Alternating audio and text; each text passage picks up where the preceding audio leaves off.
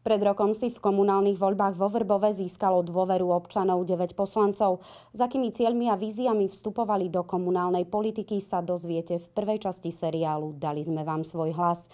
A keďže v obecnom zastupiteľstve patria 2 kreslá ženám, začneme jednou z nich. Doktorka pedagogiky Zuzana Dučáková pracuje ako riaditeľka denného stacionára Korytnačka v meste Kežmarok.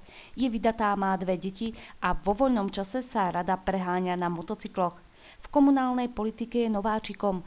A prečo sa rozhodla kandidovať na post poslanca v minuloročných voľbách? Chcela som vidieť vlastne do súvislostí, ktoré sú spojené s financovaním a s využívaním finančných prostriedkov obce.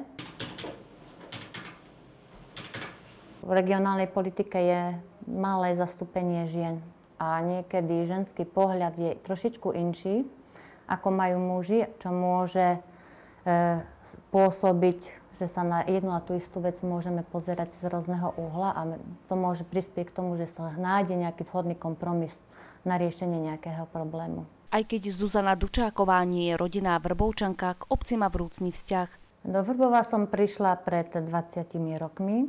Predtým som nevedela, že vôbec nejaký Vrbov existuje, keď mám pravdu povedať, takže som si zvykala pomaličky na tú mentalitu, na tých ľudí.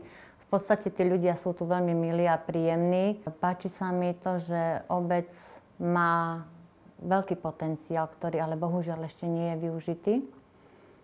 Málo ktoré obce majú termálne kúpaliská, ktoré môžu pomôcť pri rozvoji obce. Ťažko je hodnotiť svoju vlastnú činnosť, na to by sa trebalo opýtať aj iných poslancov, ale v každom prípade sme sa snažili, nielen ja, ale všetci, nájsť také riešenia, ktoré by boli v prospech obce. Myslím, že je to viditeľné hlavne na rekonštrukcii námestia, na rôznych úpravách, rôzne aktivity a podujatia, ktoré vlastne obec a obecné zastupiteľstvo pripravilo pre svojich občanov.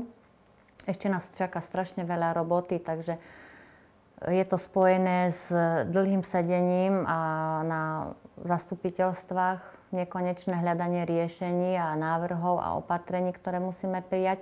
Poslankyňa Zuzana Dučáková bola zvolená za predsedkyňu Komisie pre ochranu verejného poriadku. V prípade potreby nejakých podnetov, či už písomných alebo ústnych, vždycky sa môžu obrátiť na podateľňu na obecnom úrade vo Vrbove.